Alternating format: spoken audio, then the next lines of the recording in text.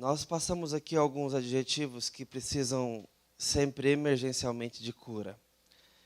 E a boa notícia é que a palavra de Deus nos dá a cura em todas as áreas que precisamos.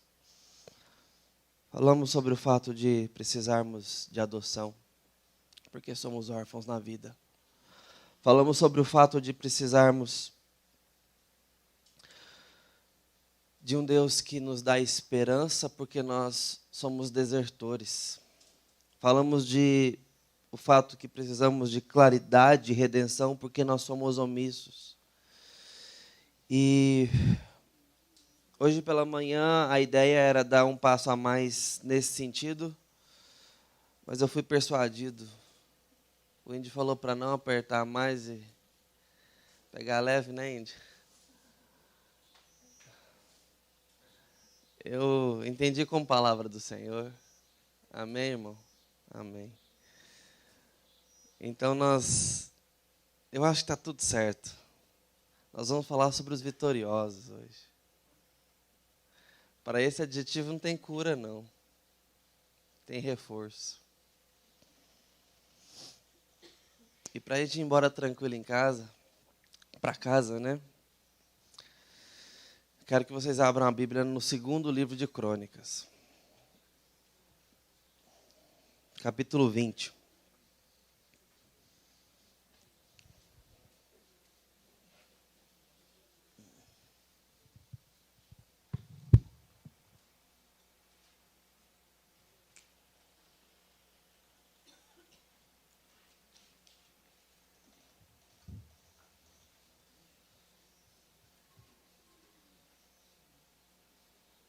Aí, Índio, vai preparando uma música aí, sabor de mel, alguma coisa assim.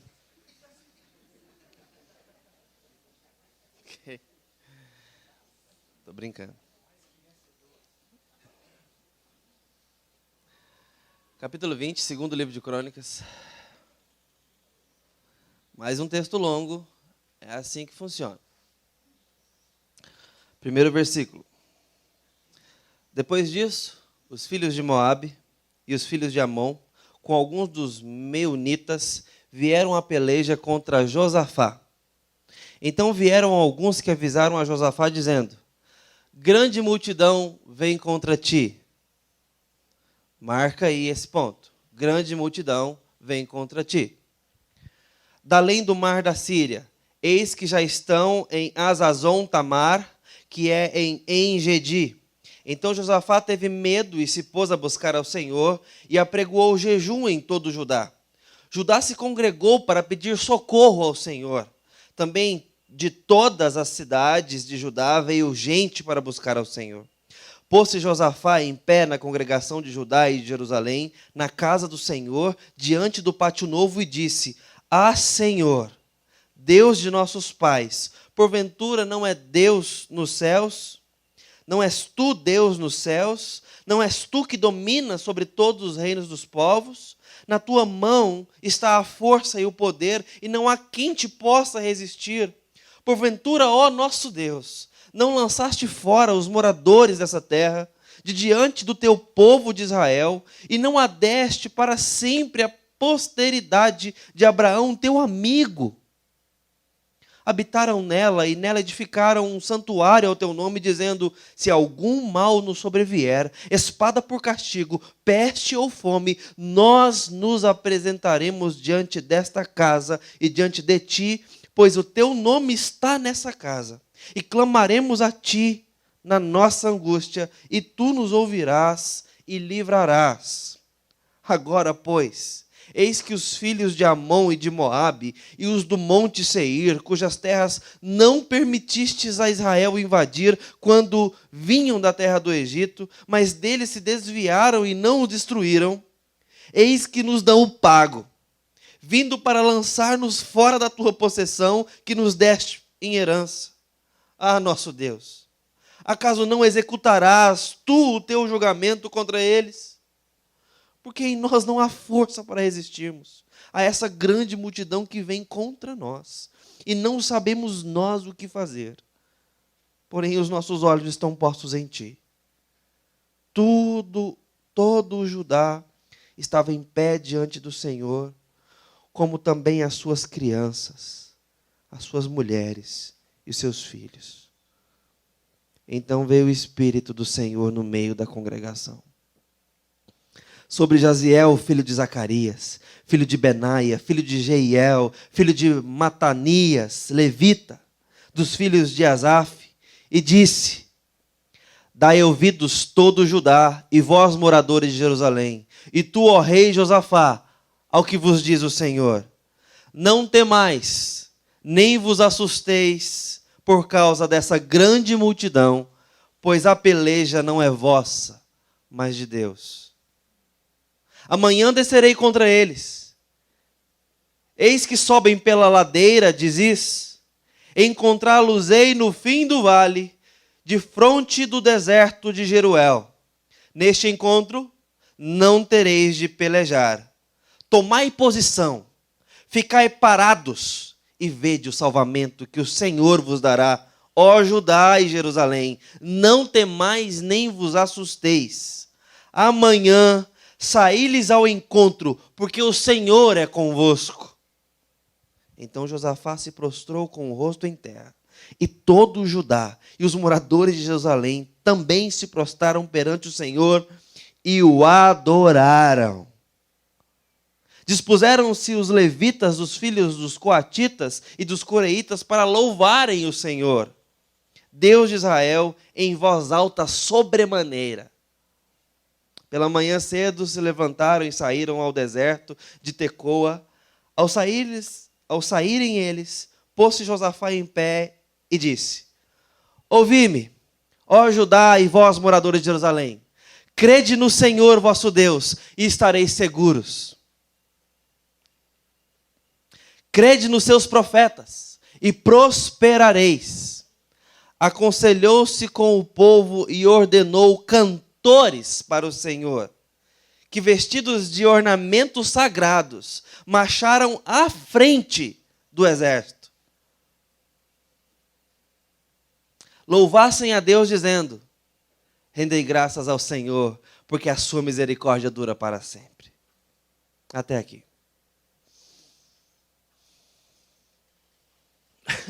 Se a gente pega esse texto desprevenido, a gente vê um rei maluco querendo vencer um exército com flauta.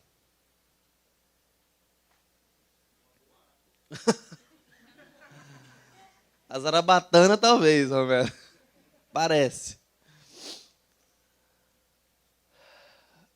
Irmãos, a situação aqui é uma situação de grande perigo.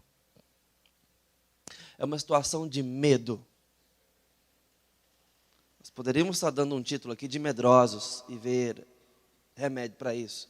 Mas como é para manter a coisa no positivo, vamos lá. Vamos mudar para vitoriosos e já ir sorrindo daqui para lá. Irmãos, chegam emissários e dizem: rei Josafá, a multidão está vindo contra nós. Eu pedi para vocês notarem, versículo 2. Grande multidão vem contra ti. Contra ti é contra o rei. Contra o rei significa que vem contra o povo. O rei é o último a ser alcançado. Tem que derrubar os portões da cidade. Na verdade, tem que primeiro passar pelos campos do reino. Primeiro morrem os camponeses lá fora. Primeiro morre o povo. Depois eles derrubam os portões da cidade. E começam matando os comerciantes. E dizimando famílias nas casas, na parte residencial. Então chega no palácio. Derruba a guarda real. Derruba quem quer que tiver de derrubar até chegar no rei. Isso significa vem contra ti. Vem contra nós. E o que aconteceu? Qual foi a reação diante do problema? Entendam o versículo 2. E esse exército de grande multidão, que o próprio Senhor diz, grande multidão. O que acontece com essa notícia? Ou melhor, o que acontece com quem recebe essa notícia? O texto diz que temeram e ficaram apavorados, porque a situação era de risco, a situação era de insegurança. Quando eu ainda era criança, eu ia dormir na casa de um primo meu. E a gente longo da tarde da noite, deitados no mesmo quarto, tínhamos não era uma brincadeira, mas era uma forma da gente, nem sei, vocês vão entender. Você sabe história de ladrão? Sei. Me conta. E aí a gente ficava contando história de ladrão. Então, a vizinha lá de casa uma vez contou que entrou na casa dela e tal, e levaram a geladeira e não sei mais o quê. Mesmo, é. E aí cada um ia contando uma história mais assustadora que o outro, entendeu? Então não era bem uma brincadeira, mas a gente ficava lá com medo assim. E aí terminava as nossas histórias e a gente ficava assim, né, os dois. Aí de repente fazia um barulhinho. E essa era a nossa rotina. Uma vez por ano a gente fazia isso. Já se sentiu inseguro?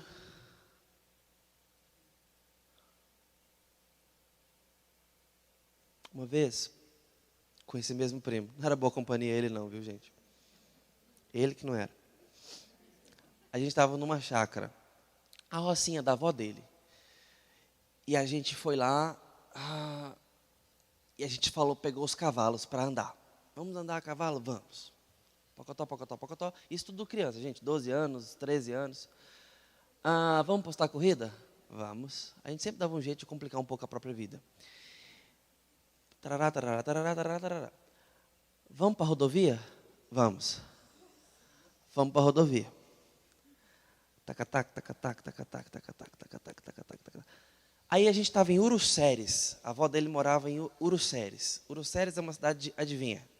Fica entre Ceres e Uruana.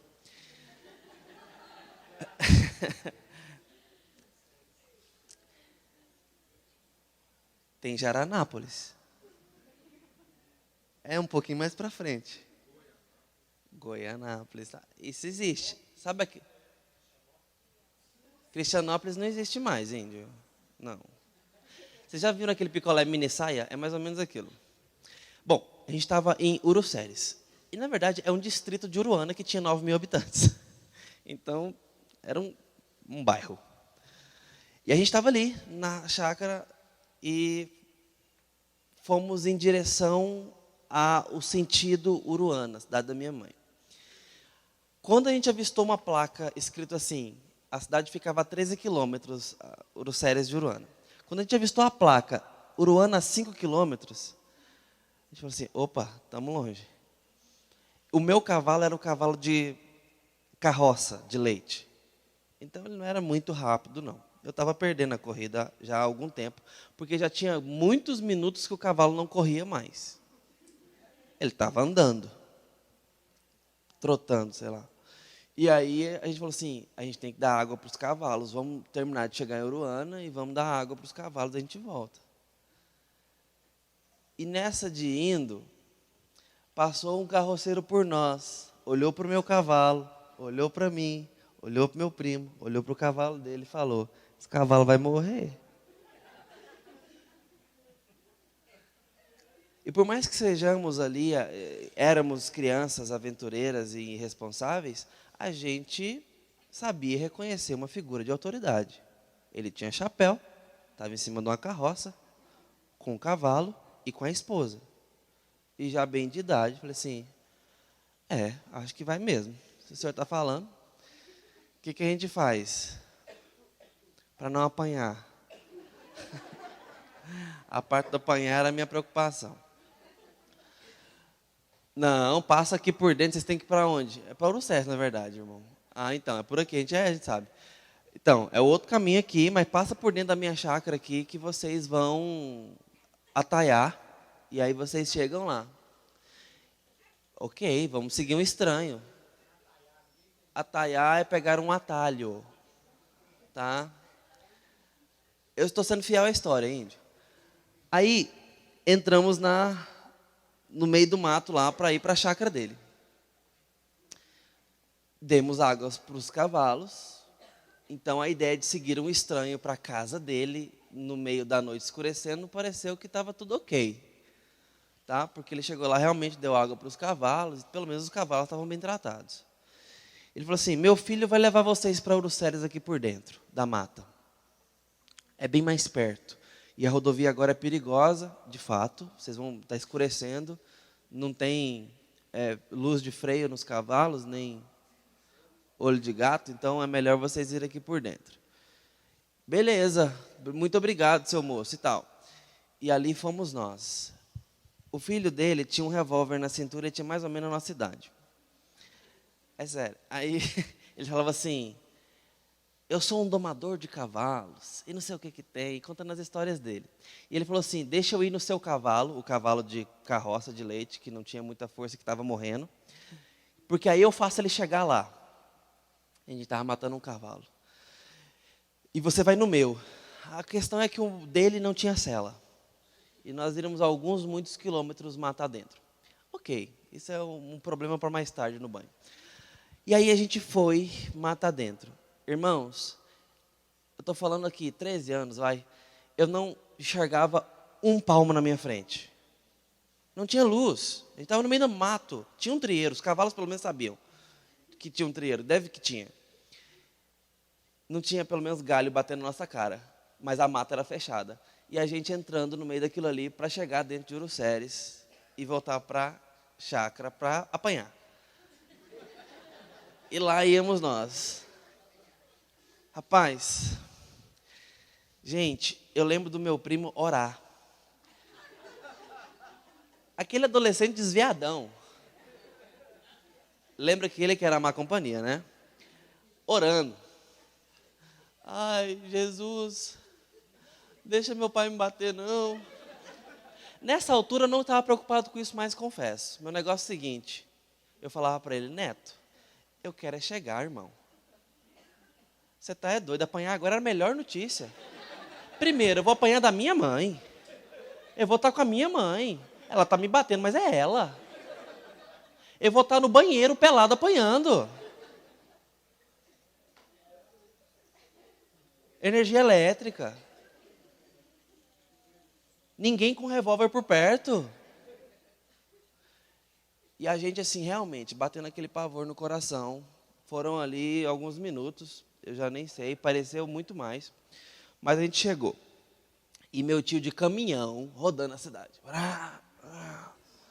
Procurando corpos. A gente saiu, gente, era meio da tarde. Eu só estou contando essa história para dizer que eu já senti medo. Eu já fiquei com medo. Medo de não chegar em casa, medo de morrer, medo de apanhar, medo de um monte de coisa. E a insegurança nos mostra como que nós não temos esperanças fortes o suficiente para nos manter. Como nós temos algumas situações que, de fato, nos aterram. E não é só na infância. Há situações que realmente nos paralisam. Eu lembro de uma cena, contornando o Areião, eu pequeno ainda, dentro do carro com meu pai. E meu pai, ele não tinha pavio, era só o buraco mesmo da bomba. E aí, um dia desses, um cara, ele estava indo com a gente de carro, um carro saiu do acostamento, assim, fechou, ele quase bateu na gente. Meu pai prendia o carro com uma corrente, ele amarrava o volante e o pedal e trancava. Não tinha alarme o carro, nem trava automática. Era isso. Eu vi meu pai enrolar essa corrente na mão, esse cara parou assim, assustado, e saí desse carro com essa corrente. Eu confesso que eu não lembro o que aconteceu, eu acho que não deu em nada.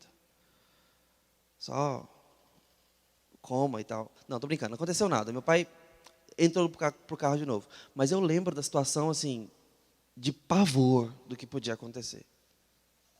Só de ver meu pai saindo do carro, vermelho, igual um peru, muito nervoso, estourado, e eu sabia que acontecia. Normalmente, quando ele estava daquele jeito, era porque ele ia me bater, porque estava nervoso comigo. Então, eu falei: ele vai bater no cara. Eu já vi essa cena antes. Só que com uma corrente. E é um estranho, que eu não sei o que pode fazer com meu pai em volta. Situações diferentes que me deram a mesma sensação de medo e impotência. E agora, o que eu faço? O que te deixa com medo? Tem medo de morrer? Tem medo de perder seus filhos? Tem medo de perder as pessoas que você ama? Como foi deixar o filho pela primeira vez na escola, virar as costas e ir embora? Para uns é fácil, para outros é complicado. A primeira vez que eu estava com a minha filha e saí com ela, os irmãos sabem que ela não convive comigo, então nas minhas visitas a ela, algumas delas eu pegava ela. A primeira vez que ela saiu comigo, eu fui para um retiro da igreja, num lugar aberto, assim, tipo um clube. E a minha sogra pegou ela e saiu com ela. Fiquei olhando. Lá pelas tantas eu olhei para ela, ela não estava com ela. Irmãos, eu petrifiquei. Eu gelei da espinha ao pé. Espinha ao pé. Aquele sentimento assim, cadê? E eu lembrei de quando eu me perdia no Carrefour ali, ó, de Goiânia. Toda vez eu me perdia no Carrefour de Goiânia, da minha mãe. E o sentimento era o mesmo. Ela nunca mais vai me achar e eu vou ficar aqui perto dos iogurtes. Sempre. Esse medo. O que te deixa com medo? De perder as crianças? A minha sogra já perdeu a Júlia na praia. Eu que achei. Tô brincando. Já aconteceu isso com você? Perdeu o seu filho? Tá lá. Ou não? Tô brincando, tá tudo lá. Eu acho. Josafá está com medo. O povo está com medo. Porque não é uma briga de trânsito. Não é uma criança perdida.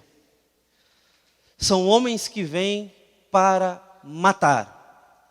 E é muita gente. E é mais do que nós podemos defender. Os cadeados de nossas casas não significam nada nesse momento. Eles estão com medo. Versículo 3. Então, uma resposta. O que nós fazemos numa situação problema? O que nós fazemos numa situação de medo, uma situação de ameaça, numa situação que se levanta contra nós? O que nós fazemos é uma história, o que o texto registra para a nossa edificação é outra. E eu quero aprender agora com Josafá e te convido para essa mesma jornada. Versículo 3. Alguém pode ler em voz alta para nós? Vai. Então Josafá teve medo, se pôs a buscar ao Senhor e apregoou o jejum em todo Judá. Um rei temente a Deus pode ter medo de gente? Se Deus é por nós, quem será contra nós? Ele é o leão da tribo de Judá. Sim, meus irmãos, e nós podemos ter medo. E medo de gente, criatura do nosso Deus Todo-Poderoso. Medo do que podem fazer conosco. Medo de sermos assaltados. Cheguei em casa a feriados de 7 de setembro do outro ano, do ano passado, a casa estava assaltada. Escolheram o que queriam levar. Era gente que sabia das coisas. Bicicleta, computador, câmera fotográfica, tablet, muita coisa. Detalhe, a bicicleta estava dentro do meu quarto, no final do apartamento. E você fica com aquele sentimento de invasão. Alguém entrou aqui. Alguém estava aqui no meu quarto para nos fazer mal. Podemos ter medo disso? Sim. E vamos ter. Vamos ter medo de gente porque nós somos frágeis. Nós somos vulneráveis e não somos poderosos. Vamos ter medo do malfeitor, vamos ter medo de doenças, vamos ter medo daquilo que se levanta contra nós, contra a nossa saúde, contra a nossa espiritualidade. Pode ter medo de fantasma, não tem problema. Tem muito crente que tem medo de assombração. Está tudo certo, mas entenda as coisas à luz da Escritura, tá bom? Os demônios são, a gente viu isso, controlados pelo Senhor. Controlados em que sentido? Não vão além do poder do nosso Deus. Mas é normal ter medo. O que nós precisamos fazer com isso é que a a grande história. E Josafá pregoou jejum e buscou ao Senhor.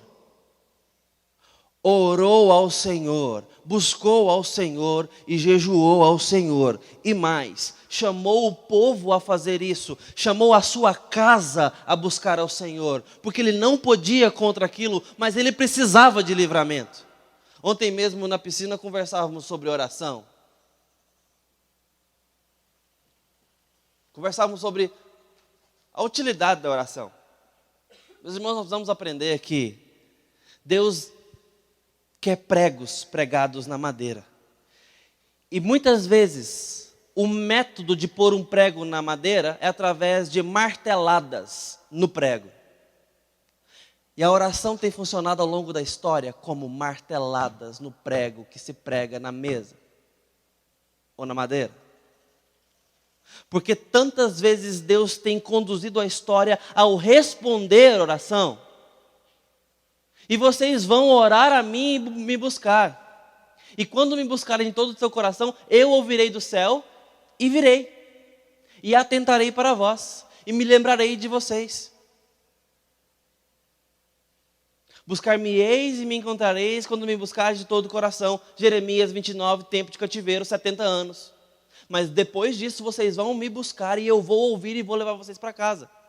Sem a oração daquele povo no final do cativeiro não tem livramento. Deus decidiu que aquele prego entraria naquela madeira pela oração. Deus está aqui recebendo a oração do versículo 3, do versículo 4 e do versículo 6 em diante, quando ele não só ora, mas argumenta com o Senhor, falando: Senhor, lembra quando o Senhor tirou o povo da terra do Egito e não deixou eles tomarem aqueles povos? Esses povos estão vindo contra a gente. Por que o Senhor não deu uma esmagada em todo mundo logo? O Senhor não falou e prometeu isso, isso e isso? E ele começa a lembrar as promessas de Deus. Ele começa a lembrar o que Deus fez com o povo. O Senhor prometeu a terra por juramento e agora esse povo vai tomar a terra que o Senhor deu. O Senhor deu e agora vai deixar o povo tomar. Faz alguma coisa. Nós estamos com medo. Mas o Senhor prometeu com graça e com amor. Perceba que do versículo 6 até o versículo 9, Josafá está argumentando com o Senhor com base na palavra do Senhor. Isso já aconteceu lá em Moisés. Está acontecendo aqui de novo. Quando Moisés recebe uma repreensão do Senhor que diz: eu não vou no meio de vocês, mas vou mandar até um anjo, tá? Porque se eu for, vou consumir vocês, vocês são um povo de dura serviço. E outra, tira os atavios, os brincos aí, não está em festa não. Vocês não estão merecendo festa nenhuma. E eu vou mandar o anjo para ir com vocês, mas eu mesmo não vou. Tchau. E Moisés vai orar ao Senhor. E o povo chora. Gente, tem um anjo, mas não serve. Já orou pedindo assim: Deus, põe os seus anjos aqui em casa, amém. E põe os seus anjos ao redor do carro. Saiba que anjo só vai até 110, viu gente? E tal. E aí você fala assim: pronto, tá o anjo.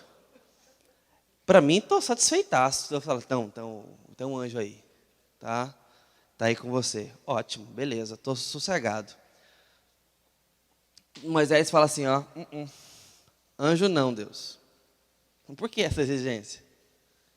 Porque quem mandou ele jogar a vara no chão e virar cobra não foi anjo. Quem mandou ele tocar no rio e virar sangue não foi anjo. Quem mandou ele falar e o faraó, a maior autoridade, se curvar, não foi anjo. Quem falou: dize ao povo que marche, e o mar se abriu, foi o próprio Deus. E ele viu um exército vindo contra ele ser afogado, e o império ser humilhado, porque Deus estava à frente. Moisés, por coerência e experiência de vida, fala: eu não dou um passo sem Deus. É barco furado. Eu não tenho segurança nenhuma em pisar onde Deus não está pisando. Eu não vou não. E ora a Deus e fala: Senhor, se tive graça aos teus olhos, peço-te mais graça. E lembra que essa nação é teu povo. Moisés deu um checkmate em Deus. Senhor, o Senhor está dando bronca na gente porque a gente está em pecado, mas não foi por graça que o Senhor tirou a gente do Egito? Eles falam, sim, foi. Então,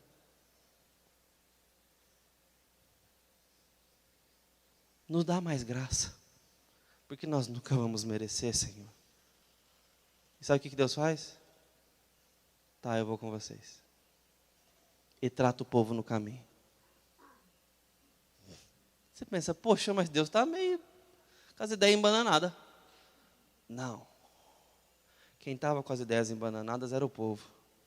E Deus os fez fazer a oração que precisava ser feita.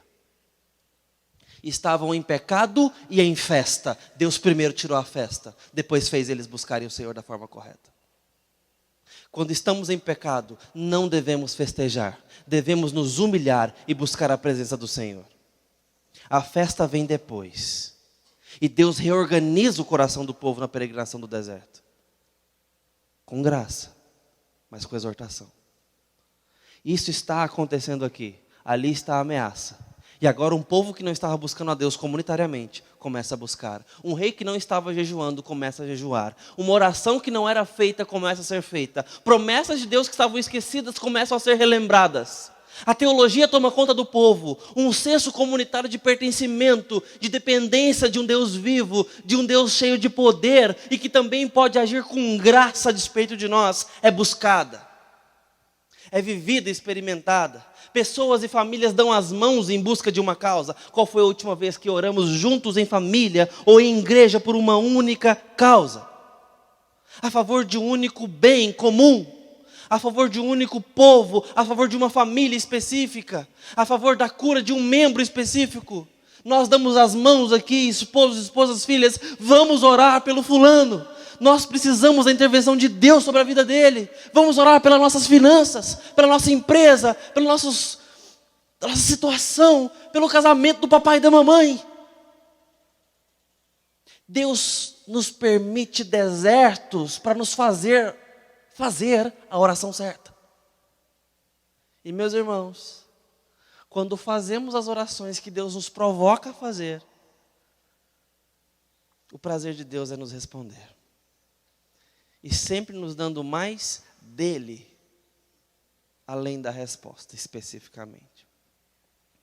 Deus livrou Jó, correto? E devolveu tudo. Mas o que Jó celebrou no final das contas foi mais de Deus. Porque Deus não responde sem se dar.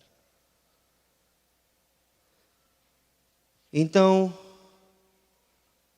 ele lembra a Deus as promessas, a escritura, o testemunho que Deus tinha dado. Então no versículo 12 ele ainda pede mais. Deus, o Senhor não vai executar julgamento sobre eles, porque nós não temos força. Diante de uma situação, problema, nós temos a chance de reconhecer quem nós somos e até onde vai nossas forças. Até onde nós conseguimos nos colocar de pé. Qual o nosso limite? Isso é muito útil. Porque muitas vezes, facilmente nos enganamos acerca do que realmente somos capazes. E muitas vezes atribuímos saúde àquilo que não está saudável. Muitas vezes achamos que coisas que estão tortas, coisas que estão corrompidas e sujas estão bem. E nessa hora nos esquivamos do tratamento, nos esquivamos da edificação. É como aquele que ignora os sinais do painel do carro, dizendo o carro está andando, então está tudo bem. Mas está piscando um negócio que você não sabe o que é, que não devia estar piscando. Mas o carro está andando, é só pôr gasolina e vamos embora. Mas cedo ou mais tarde o prejuízo vem. E vem muito maior. Porque aquilo era um sinal de que as coisas não estavam bem e era hora de parar, fazer alguns ajustes e seguir. Mas as coisas podem se complicar. Quando a adversidade vem como um alerta para a gente observar como está o nosso coração, onde estamos, quais são os nossos limites, qual é a nossa força no momento, como estamos. E buscar o Senhor, lembrando quem Ele é, lembrando o que Ele pode, lembrando do que Ele é capaz, trazendo a Escritura de volta, trazendo a memória que Deus já fez, quem Ele foi, trazendo a nós, a nossa teologia para a prática.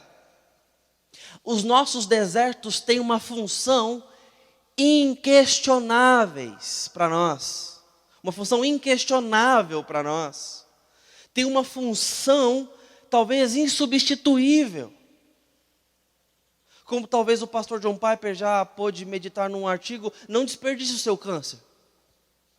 Ele tem uma função ímpar na sua vida que nada poderia te dar, acerca de si próprio, acerca do seu Deus e da vida que Ele te deu para viver. Ou como C.S. Lewis disse certa feita, o sofrimento é o megafone de Deus para nos gritar sobre o seu amor e nos argumentar sobre coisas celestes. É como se Deus falasse através das bênçãos cotidianas, o pão diário, o sustento, a saúde mantida. Mas no sofrimento é como se Ele nos parasse em sala de aula. E aula particular, olhando nos nossos olhos, para nos ensinar coisas profundas e fazer como o Jó afinal faz, agora os meus olhos te veem. E quando nós buscamos o Senhor, reconhecendo quem nós somos, reconhecendo o real problema, expondo o problema cruamente, nos expondo diante do problema e expondo Deus à nossa consciência e realidade, vem o versículo 14. Alguém pode ler para nós? Que é o momento mais aguardado diante da busca ao Senhor. Quem achou pode ler. Então veio o Espírito do Senhor no meio da congregação, sobre Jaziel, filho de Zacarias, filho de Benaia, filho de Jeiel, filho de Matias, levita, dos filhos de Asaf. E disse: dai ouvidos todo Judá e vós, moradores de Jerusalém, e tu, ó rei Josafá, ao que diz o Senhor: não temais nem vos assusteis por causa dessa grande multidão, a peleja não é vossa, mas de Deus. Vem a resposta do Senhor, em outras palavras, a palavra de Deus é considerada na situação. O que fazer diante disso? Gente, a gente vai ganhar a guerra. Deus falou.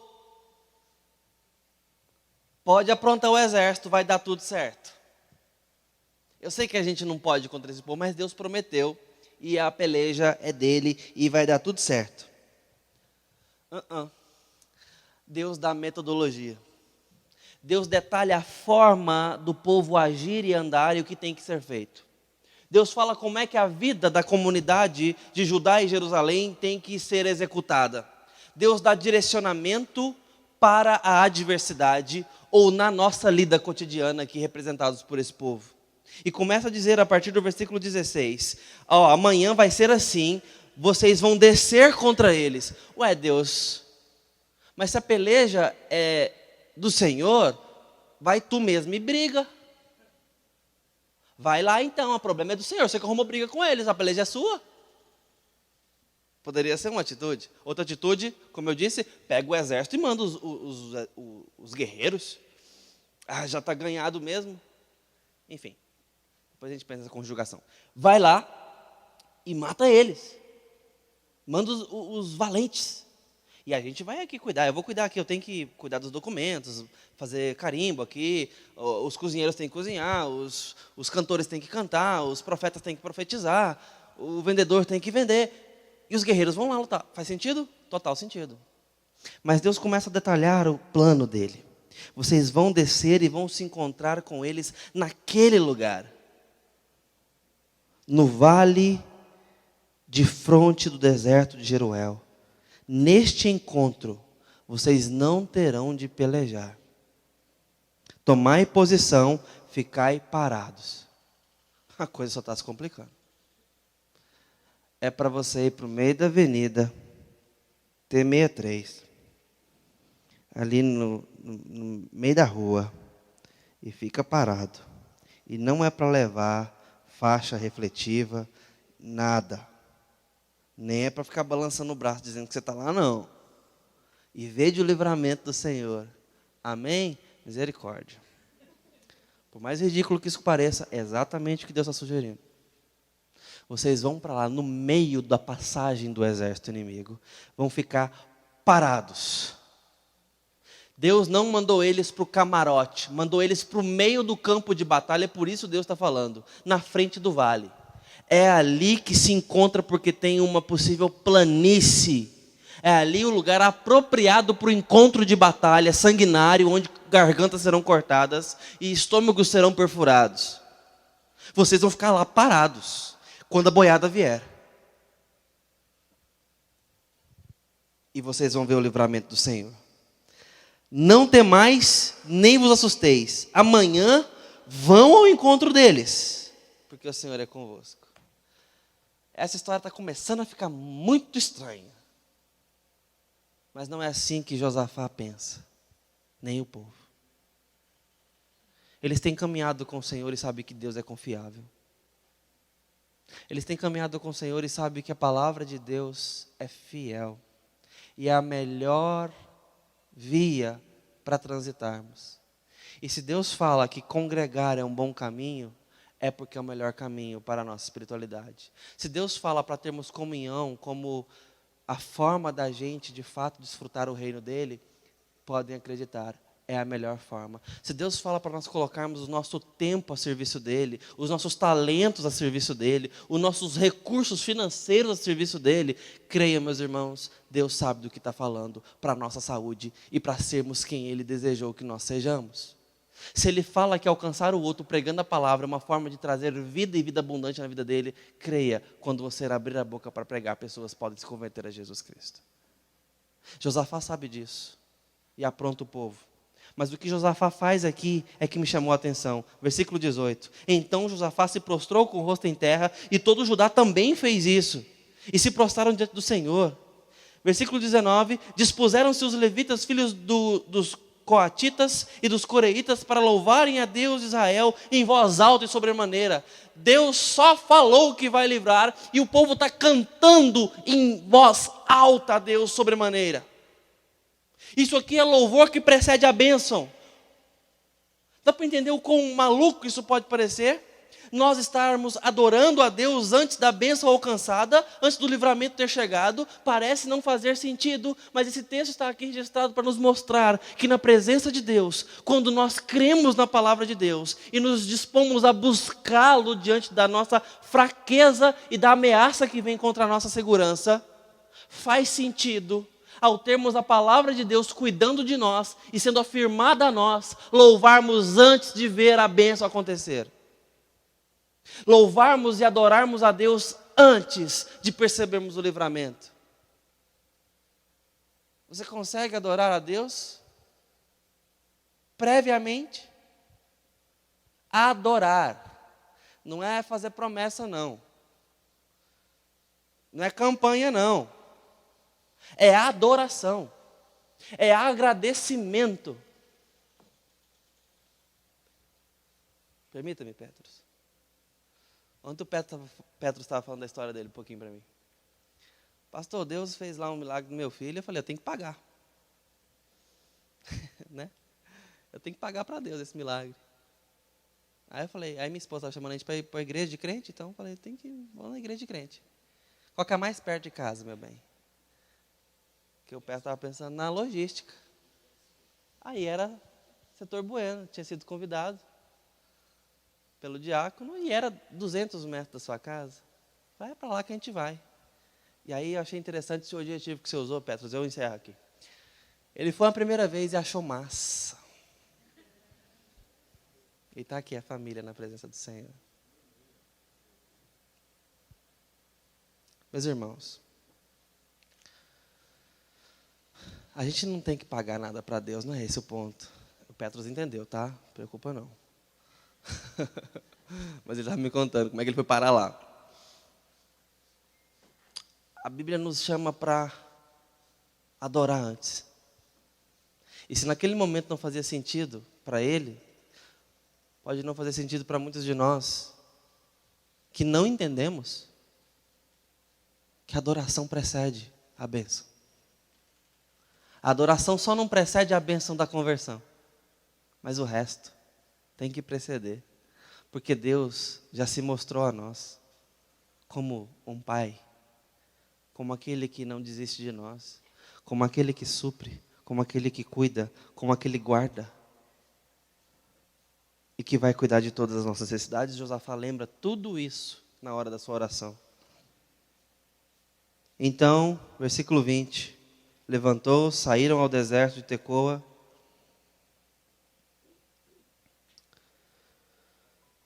E pôs-se Josafá em pé e orientou o povo. Ouvi-me, ó Judá, e vós, moradores de Jerusalém. Crede no Senhor vosso Deus e estareis seguros. Crede nos seus profetas e prosperareis. Em outras palavras, Escritura Sagrada. Tá? É daqui que ele está tirando tudo isso. Crendo na palavra que Deus deu. Aconselhou então o povo e ordenou cantores para Deus que, vestidos de ornamentos sagrados e marchando à frente do exército, louvassem a Deus dizendo: rendei graças ao Senhor porque a sua misericórdia dura para sempre. A estratégia então, a resposta de Josafá à palavra de Deus foi de coerência.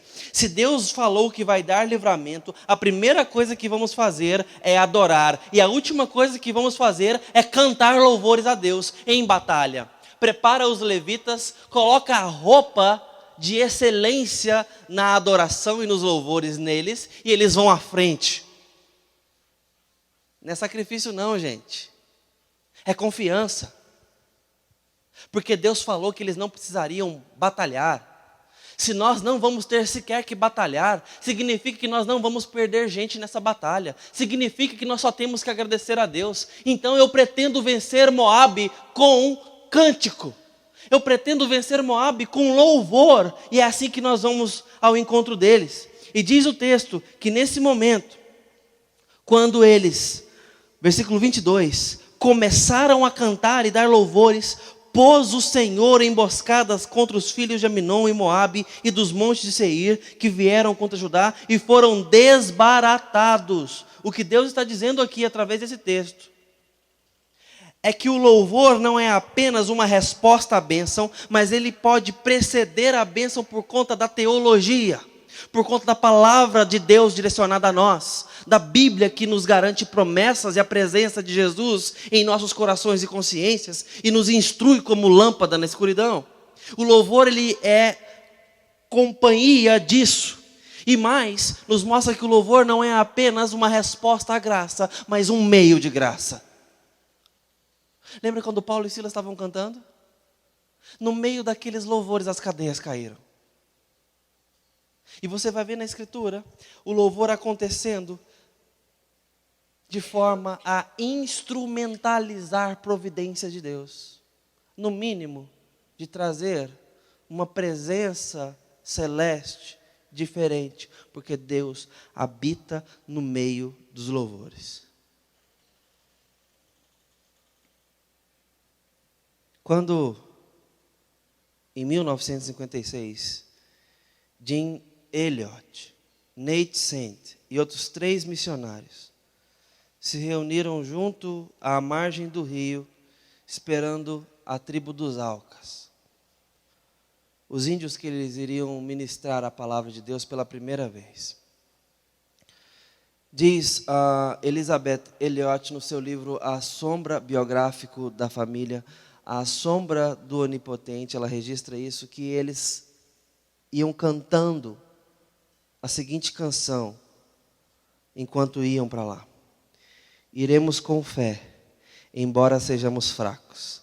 Todos os dias precisamos conhecer mais e mais da tua graça, porém em nossos corações ressoa um canto de triunfo. Descansamos em ti e no teu nome iremos. Isso foi pela manhã. Às 4h30 da tarde estavam todos mortos por aqueles índios. E eu só posso dizer uma coisa para os irmãos: que no meio daquele cântico, eles não foram preservados em vida. Eles não foram preservados em integridade física. Eles foram brutalmente assassinados. Mas o Espírito Santo os impeliu a irem e a louvarem a Deus, que os protegeu e os guardou. Como assim? Guardou eles de não estarem em nenhum outro lugar, a não ser na presença de Deus, fazendo a sua vontade. Guardou eles de não estarem na sua casa assistindo Domingão do Faustão e estavam lá amando pessoas. Guardou eles de só pensarem no seu próprio conforto, no seu próprio umbigo. Guardou eles de sua própria vontade e estarem dispostos na vontade do Senhor. Guardou eles de si mesmos e estavam ali com o Senhor. Futuramente esse povo foi completamente alcançado por uma próxima geração. E eles cantavam ao Senhor. Entenda que Deus pode nos dar o louvor como manifestação de quem Deus é para nós, e por isso cantamos. Ele nos deu essa linguagem para que a gente mostre ao mundo, ao inimigo de nossas almas, aos nossos irmãos, que temos um Deus conosco, que pode livrar a nossa vida, ou mesmo nos entregar, e em todo esse tempo nos guarda, porque somos dele. E por isso não tem outra forma de andar na vida, senão em adoração. Deus nos deu vitória, e prometeu vitória. Diz que no mundo somos mais que vencedores, ainda que tenhamos motivos para termos medo e insegurança. Conscientes disso, nossa resposta diante do problema que gera medo tem que ser oração. Oração e oração em família. Precisamos ter resposta para dar para Deus diante do problema. Deus, nós somos teus e o nosso problema é teu, porque somos teus filhos. O Senhor nos adotou com graça. Irmão, pega a sua causa e apresenta para o Senhor. Eu ainda não vi bênçãos que eu preciso ver.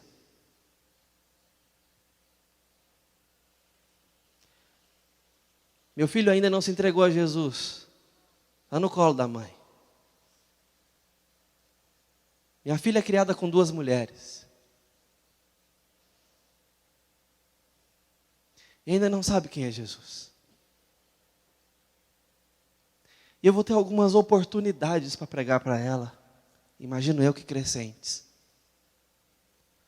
Mas o mundo vai estar pregando para ela o tempo todo. É um grande exército. Que eu olho e penso, eu não posso contra esse exército.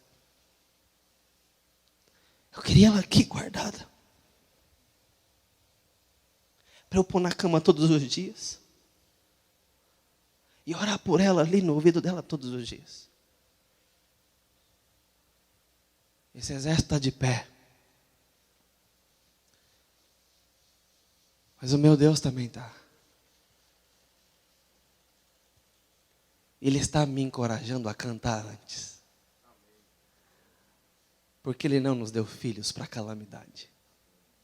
E a nossa posteridade é bendita no Senhor. É só uma questão de tempo, oração e louvor. Eu quero te encorajar a louvar o Senhor. Eu quero te encorajar a fazer como 10 leprosos que os nossos pequenos hoje aqui falaram. Deus passou de longe em Jesus dizendo, vão se mostrar aos sacerdotes. E nem parou. Aqueles 10 leprosos não questionaram e nem duvidaram. Foi Jesus que falou. Se arranjaram ali com dificuldade e foram. E diz o texto que no caminho, indo eles, foram purificados. Quantos sinais você precisa e eu preciso para poder obedecer ao Senhor? Aqueles pobres miseráveis não precisaram de nenhum, só da palavra de Deus. O sinal que eu preciso é a palavra de Deus, que falou que a minha posteridade é bendita no Senhor. Então é problema do Senhor, eu só tenho que agradecer em louvor a Deus e arrancar um louvor do mais profundo íntimo do meu coração sangrando. E dizer: Senhor, o Senhor é bendito, o Senhor é louvável.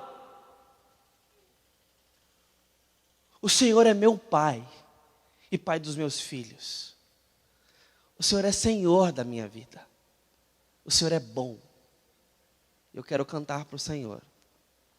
E eu quero que o Senhor me dê cânticos novos que precedem a bênção que eu quero ver. Eu quero crer a ponto de obedecer o Senhor.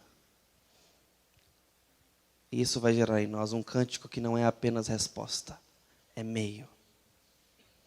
Deus pode fazer muito na nossa história quando estivermos adorando o Senhor dentro de casa, em nossas vidas. Muitas vezes o que falta é a adoração. Essa manhã eu te encorajo a pedir duas coisas ao Senhor: temor e adoração. Isso vai cuidar de nós. Vamos falar com o Senhor nesse momento.